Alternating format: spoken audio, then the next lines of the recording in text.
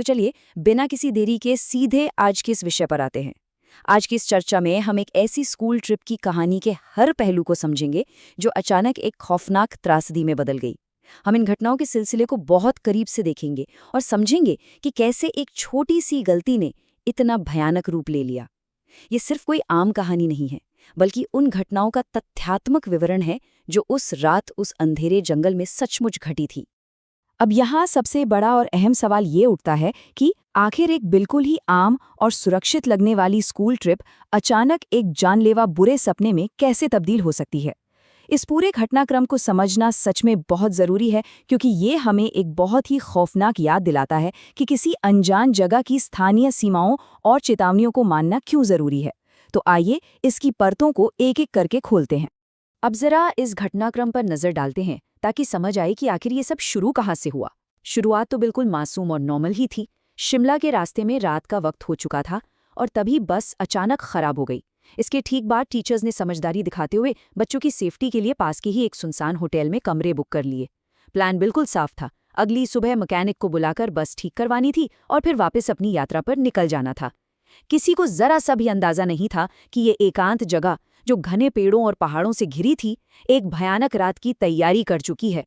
खैर, अब जो घटना इस पूरी कहानी की दिशा बदलती है, वो सच में हैरान करने वाली है। आयुष, अमन और रोहन को एक ही कमरा मिला था और वो तीनों काफी एक्साइटेड थे।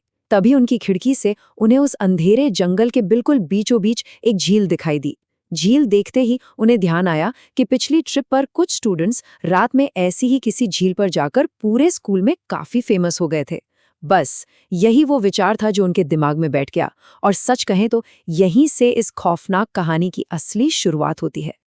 अब इन लड़कों का प्लान सुनिए।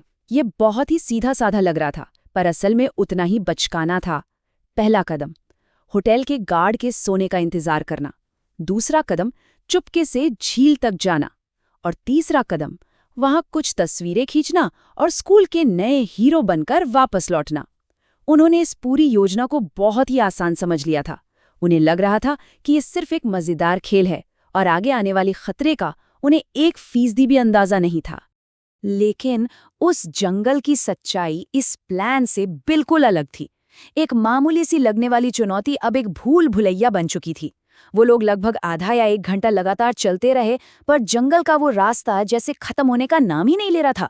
उस जमाने वाली ठंड के बीच जब उन्होंने अपने फोन चेक किए तो पता चला कि नेटवर्क सिग्नल बिल्कुल जीरो है, एकदम गायब। इसी पॉइंट पर उन्हें एहसास हुआ कि कुछ तो गड़बड़ है और उन्होंने अपने फोन की फ्लैशलाइट जलाकर वापस लौटने का फैसला किया। और फिर वो सबसे डरावना पल आया। जब अमन और आयुष वापस लौटने के लिए रास्ता ढूंढ रहे थे, उन्होंने अचानक पीछे मुड़कर देखा। रोहन गायब था। वो उनके ठीक पीछे ही चल रहा था, लेकिन अब वहां बिल्कुल अंधेरा और सन्नाटा था। ये एक ऐसा खौफनाक लम्हा था जब सीधे तौर पर समझ आने लगता है कि हालात अब पूरी तरह से काबू से बाहर हो चुके हैं। अचानक से उस भयानक सन्नाटे को चीरते हुए पास से ही किसी के तेजी से भागने की आवाजें आने लगी। आयुष और अमन बुरी तरह डर गए, लेकिन फिर भी उन आवाजों के पीछे पीछे भागे, क्योंकि आखिरकार वो अपने दोस्त को उस अनजान जंगल में अकेला नहीं छोड़ सकते थे। घने जंगल के बीच कुछ ही मिनटों बाद वो भागने की आवाजें अचानक रुक गईं, और फिर एक नई, रोंगटे खड़े कर देने वाली आवाज शुरू हुई। किसी चीज को खोदने की आवाज, जमीन खोदने की। जब उन्होंने घबराते हुए झाड़ियों के पीछे से देखा तो सामने का दृश्य सच में दिमाग सुन कर देने वाला था। रोहन उस घुप अंधेरे जंगल में अपने नंगे हाथों से मिट्टी खोद रहा था। वो बिल्कुल अपने होश में नहीं था। उसका अपने ही शरीर पर जैसे कोई कंट्रोल बचा ही नहीं था। यह इस पूरी कहानी का एक बहुत ही हैरत अंगेज और डरावना मोड़ है, जहां एक बिल्कुल आम सा स्टूडेंट अचानक से ऐसी अजीब और डरा देने वाली हरकतें करने लगता है। अब जरा इस खौफनाक बदलाव को समझिए। होटल में जो लड़का थोड़ी देर पहले दोस्तों के साथ हंस खेल रहा था और पॉपुलर होने के लिए एक्साइटेड था, जंगल में उसकी आंखें पूरी तरह से काली पड़ चुकी थीं। ऐसा लग रहा था जैसे आंखें है ही नहीं, सिर्फ अंधेरा है। जब अमन ने डरते डरते आगे बढ़कर रोहन के कंधे पर हाथ रखा और पूछा कि उसे क्या हुआ है, तो रोहन बहुत जोर से चिल्लाया। उसने अमन को इतनी बुरी तरह धक्का दिया कि वो हवा में उड़ता हुआ काफी दूर जाकर गिरा। साफ था कि रोहन के अंदर अचानक एक ऐसी ताकत आ चुकी थी जो किसी आम इंसान की तो नहीं हो सकती। और तभी एक और हैरान करने वाली घटना घटी। रोहन का शरीर अचानक ऐंठने लगा, जैसे उसे दौरे पड़ रहे हों, और अगले ही पल वो बेहोश होकर वहीं जमीन पर गिर पड़ा। आयुष जल्दी से उसके पास गया और किसी तरह उसे होश में लाने की कोशिश करने लगा। जब रोहन ने अपनी आंखें खोलीं तो वो बुरी तरह चिल्लाने लगा और डर के मारे उसने अमन की तरफ इशारा किया। जब आयुष ने घबराकर पीछे मुड़कर अमन को देखा तो सामने जो कुछ था वो किसी का भी दिल दहला देने के लिए काफी था, क्योंकि अब ये अनजान खतरा और भी तेजी से बढ़ रहा था। अमन अपना सिर झुकाए हुए वहीं बैठा था, लेकिन जब उसने अपना चेहरा ऊपर उठाया तो उसकी आंखें पूरी तरह से काली थीं, बिल्कुल रोहन की तरह। वो अनजान शक्ति या जो भी बुरी ताकत वहां थी, वो अब रोहन से निकलकर अमन के अंदर प्रवेश कर चुकी थी। इससे पहले कि आयुष या रोहन कुछ भी समझ पाते या मदद के लिए चिल्ला पाते, अमन वहां से उठा और एक झटके में जंगल के और भी गहरे अंधेरे की तरफ तेजी से भागने लगा। अब उन दोनों के सामने सबसे बड़ा सवाल ये था कि आगे उन खंडहरों में आखिर उनका क्या इंतजार कर रहा है। आयुष और रोहन पूरी तरह डर चुके थे, लेकिन दोस्ती ऐसी चीज है, अपने दोस्त को बचाने के लिए वो उस अंधेरे में अमन के पीछे पीछे भागे। अमन सीधे एक बहुत ही पुराने, टूटे फूटे और खंडर हो चुके घर की तरफ जा रहा था। उस जगह को देखकर ही लग रहा था जैसे वहां सदियों से किसी इंसान का साया तक नहीं पड़ा। इतने भयानक डर के बावजूद उन्होंने उस खंडर में घुसने का फैसला किया। और खंडर के अंदर का नज़ारा तो और भी ज्यादा खौफनाक था। जो उन्होंने देखा उस पर यकीन करना नामुमकिन सा था। अमन हवा में बिल्कुल बेहोशी की हालत में तैर रहा था और उसके पास एक बहुत ही डरावनी, झुर्रियों भरी बूढ़ी औरत खड़ी उससे कुछ बात कर रही थी। उसकी आंखें बिल्कुल घुप अंधेरी थीं, चेहरे की खाल लटक रही थी और सफ़ेद बिखरे हुए बाल उस दृश्य को इतना भयानक बना रहे थे कि किसी की भी सांसें रुक जाएं। उन दोनों दोस्तों ने जैसे ही उस खौफनाक औरत को देखा, एक पल गवाए बिना वो वहां से अपनी जान बचाकर बाहर की तरफ भागे। लेकिन जब उन्होंने सीढ़ियों से उतरते वक्त डर के मारे पीछे मुड़कर देखा तो उनकी रूह कांप गई। वो बूढ़ी औरत सीढ़ियों से नीचे आ रही थी, लेकिन किसी इंसान की तरह नहीं, वो किसी कीड़े की तरह उल्टे होकर रेंगते हुए बड़ी तेजी से उनका पीछा कर रही थी। ये बस किसी तरह जिंदा बचने की एक अंधी दौड़ बन चुकी थी। उस अंधेरे जंगल में बदहवास होकर भागते हुए थकावट और डर के मारे उन्हें कुछ समझ नहीं आ रहा था। वो पूरी तरह से रास्ता भटक चुके थे और इसी भागदौड़ में उन्हें एहसास ही नहीं हुआ कि वो वापस घूम फिरकर उसी जगह आकर खड़े हो गए हैं। जी हाँ, वो वही झील थी जिसे देखने के लिए वो सबसे पहले होटल से निकले थे।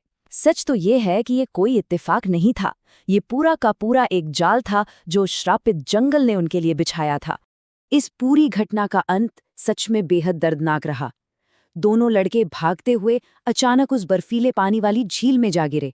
पानी में डूबते हुए उन्हें साफ महसूस हो रहा था जैसे पानी के अंदर से कोई अदृश्य ताकत उन्हें लगातार नीचे की तरफ खींच रही है।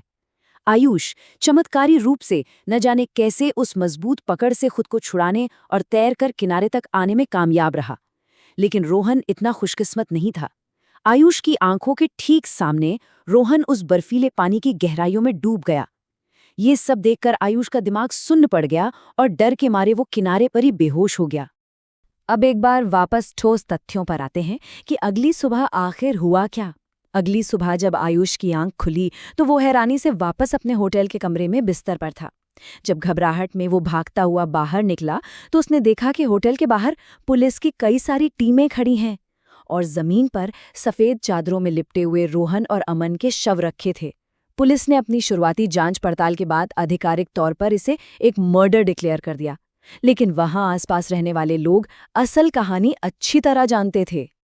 और उस असली कहानी की सबसे अहम कड़ी है वहां की स्थानीय लोककथा। वहां के गांव वालों ने बताया कि कई साल पहले उस घने जंगल में एक शांत सी बूढ़ी औरत अकेले रहा करती थी। कुछ लालच में अंधे गांव वालों ने उसकी जमीन हड़पने के लिए उस पर जुल्म किए, उसे बहुत बुरी तरह मारा और अंत में उसकी लाश को ले जाकर उसे झील में फेंक दिया था। और यही उस खौफनाक रात और उस जगह की भयानक सच्चाई की असली वजह थी। बदले की आग में जलती एक आत्मा। स्थानीय मान्यताओं की माने तो उस बूढ़ी औरत की आत्मा आज भी वहां भटकती है। यही कारण है कि कोई भी लोकल इंसान गलती से भी रात के समय उस जंगल या झील के आसपास जाने की हिम्मत नहीं करता। ये वहाँ का एक अलिखित नियम है, एक बाउंड्री है जो उस अतीत के खौफनाक और घिनौने अन्याय से पैदा हुई है। ये इस बात का सबूत है कि कैसे पुराने पाप और जुल्म कभी-कभी भयानक और जानलेवा किंवदंतियों का रूप ले लेते हैं। और अब ये पूरी चर्चा खत्म होते होते एक बहुत ही गहरा सवाल छोड़ जाती है। सोचिए, अगर उन लड़कों को इस स्थानीय लोक कथा और उस जगह से जुड़ी उन डरावनी चेतावनियों के बारे में पहले से पता होता, तो क्या आज वो जिंदा होते? ये घटना हमें बहुत सख्ती से याद दिलाती है कि जिन चीज़ों को हम नहीं समझते और जो स्थानीय चेतावनियां होती हैं, उनका आदर करना कितना ज़रूरी है। तो चलिए, आज के इस विश्लेषण को यहीं विराम देते हैं, इस उम्मीद के साथ कि अगले टॉपिक में हम कुछ नए और हैरतअंगेज तथ्यों को समझेंगे। तब तक पढ़ते रहिए और सुरक्षित रहिए।